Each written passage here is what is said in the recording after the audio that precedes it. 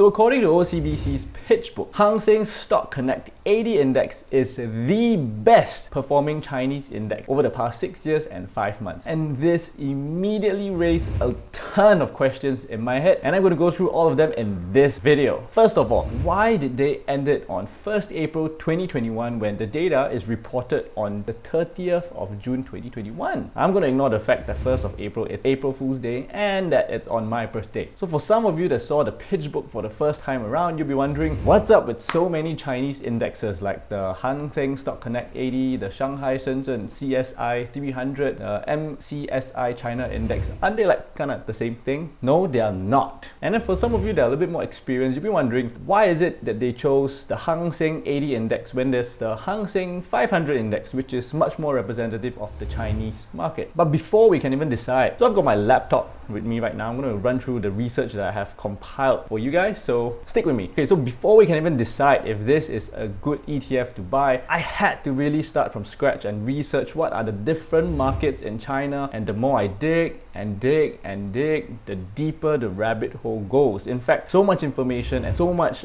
things you need to understand as an investor before you can even talk about understanding this China or Chinese or Hang Seng ETF. And if you would like me to make a separate video like a beginner's guide on how to invest in the Chinese or China stock market, drop me a comment below, and if there's enough people who comment or like that comment, then I'll make an in-depth tutorial on how to invest or start investing in the Chinese stock market. So in summary, each index tracks a different part of the Chinese stock market. Namely, there's the Shanghai Stock Exchange, the Shenzhen Stock Exchange, the Hong Kong Stock Exchange, and there are also Chinese companies that are only listed in the US stock market, like Alibaba and NIO, which are actually very big. For example, the CSI 300 index only considers A shares and exclude tech giants like Alibaba and Tencent because they are both not listed in mainland China and they're listed in the US stock exchange. So one very important thing to note about the Hang Seng Stock Connect 80 index is that it includes companies from mainland China, your Shenzhen, Shanghai, as well as your Hong Kong, but it does not include companies that are listed solely in your United Stock Exchange, such as your Alibaba, your NIO. Companies of these sorts are not included. And for those of you that are new to this channel, my name is Gerald and I talk about personal finance and investing in stock, options, as well as cryptocurrency. So if I do a good job making this video, do me a big favor and hit that like button for the YouTube algorithm. So in order for you to make an informed decision on whether the Lion-OCBC Securities China Leaders ETF is a good ETF to invest in, you need to read the prospectus, and the prospectus is 94 pages long. And don't worry, I've read through this article cover to cover, and I'm here to kind of help you summarize some of the key insights from this prospectus. And during the analysis, I'm going to compare with some of the other Singapore ETFs and US ETFs so that you can make a better informed decision on whether this is the best new China ETF in Singapore or not. Alright, so the first thing you need to note is that when it launches, because now it's the IPO period,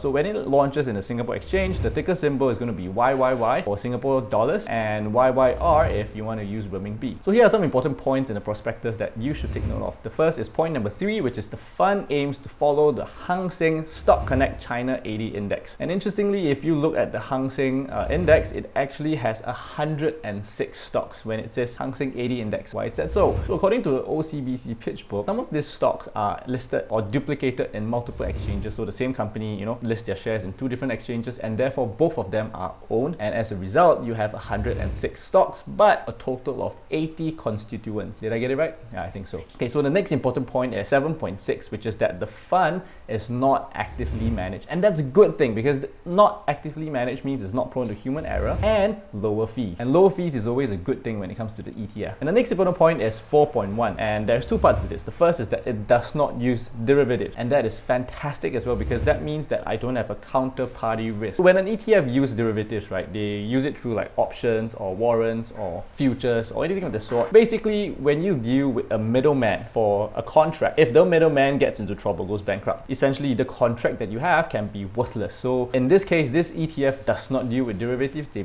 own like the stock directly, which is good, and therefore it is also an excluded investment product.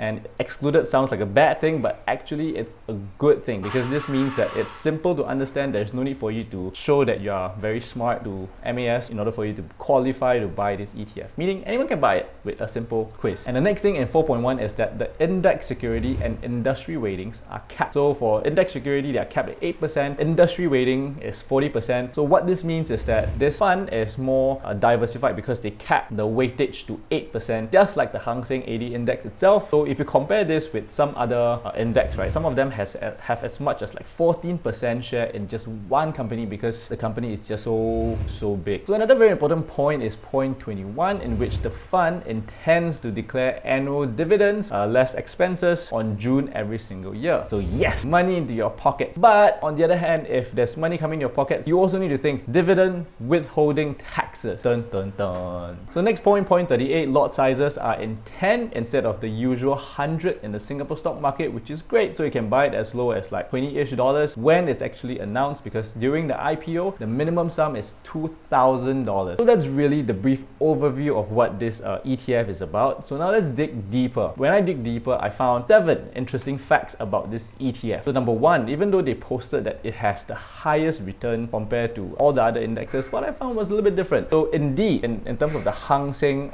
80 index, is that it has a higher 5-year returns compared to the Hang Seng 500 index. So the exact numbers are just like a couple percentage point difference. But second important thing to note is that it underperforms the iShares MSCI China ETF, which by the way includes, so basically Shenzhen, Shanghai, Hong Kong plus the US ADR. So that's the MSCI iShares China ETF. So this is much more holistic. So that ETF actually outperformed this Hang Seng 80 index. So if I put up the performance over here, you can see over the 1-year period, the outperformance is almost 2%, and over a 5-year period, the outperformance is about 8% different. But there are a lot of caveats to this, which I will go through in a little bit more detail later. So the third thing you need to note is that comparing the iShares MSCI China ETF, which includes the ADR, versus the Hang Seng 80, I'm going to just call it Hang Seng 80, which does not include the ADR, the entire play becomes very different. Here is why. When you look at the portfolio construction, right, the Hang Seng 80 has significantly less consumer discretionary and a lot more financial plays like the banks in China. So if you look at the percentage, it's like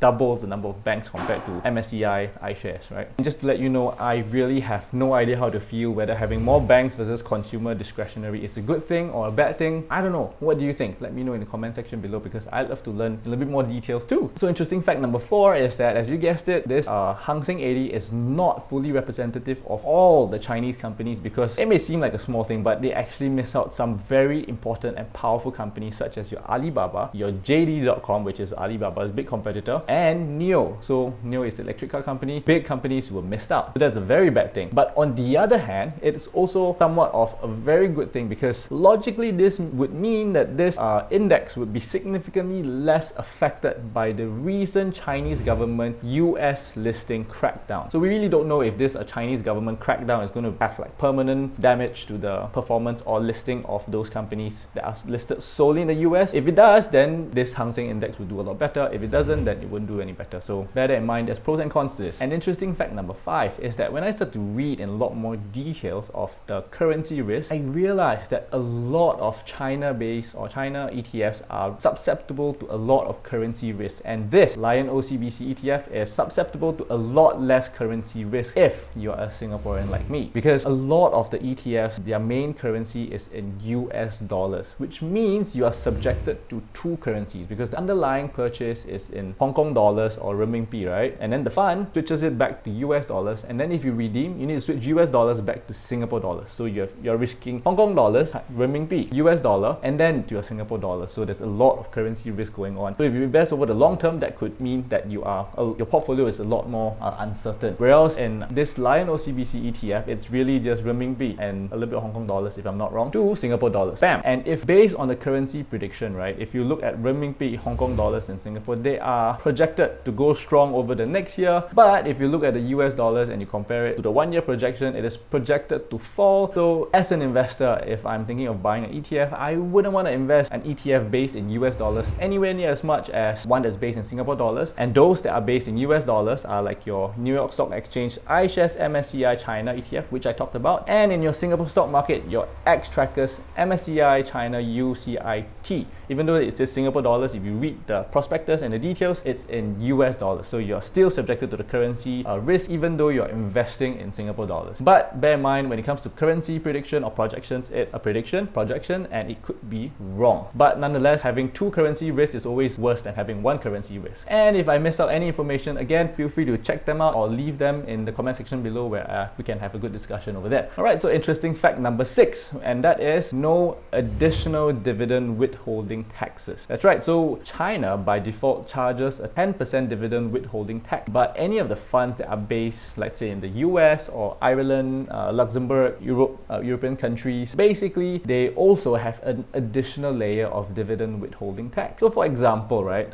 for the iShares MSCI China ETF, which is based in the US, where you can buy in the US stock exchange, they currently pay about 0.4% dividend a year, but if you include or if you calculate the dividend withholding tax, that amounts to 0.138%. And by adding that back, right, to the expenses, that makes the iShare MSCI China ETF, like, it makes it go from the cheapest expense, lowest expense, to the most expensive ETF in the market compared to all the other Singapore ETFs that we have over here. Which brings me to point number 7, and that is Lion-OCBC ETF has the lowest expense ratio ETF in Singapore at 0.62%, and it's even cheaper than the iShares MSCI China ETF if you factor in dividend withholding taxes. So if I can summarize everything into one sentence, it is that Lion-OCBC ETF has significantly less currency and regulatory risk, and it has less expense fees, but it has a significantly less exposure to the Chinese market, and it's also a different play compared to a lot of the Chinese market ETFs because they include a lot more consumer discretionary. So now let's quickly run through how do you actually subscribe or buy it. So for me, I first noticed it on Tiger Brokers, and if you want to buy it on Tiger Brokers, the question becomes, how do you actually subscribe to this ETF? So for me, I first noticed this ETF or this subscription based on Tiger Brokers notification, and in order for you to subscribe through Tiger Brokers, all you need to do is go to the trade tab at the bottom, click on Singapore, and then you see the IPO section. But then if you notice, you need to subscribe, and the minimum requirement is $2,010 by 27th of July. And as you can see, I clearly don't have enough money in my account, so I'm just going to wait for the IPO to happen and consider buying it off the secondary market on the 2nd of August. So personally, I am quite excited about this IPO. It looks interesting, diversified, and has its own unique selling proposition, which I am considering to buy some of. And if you haven't opened a Tiger Brokers account, feel free to use my promo code and get as much as $2,000 worth of free stocks. Link in the description below, and it helps this channel out at no cost to you. So thank you if you consider it, but do take note though that the vouchers expire in 30 days. So I made a video showing how you can safely redeem your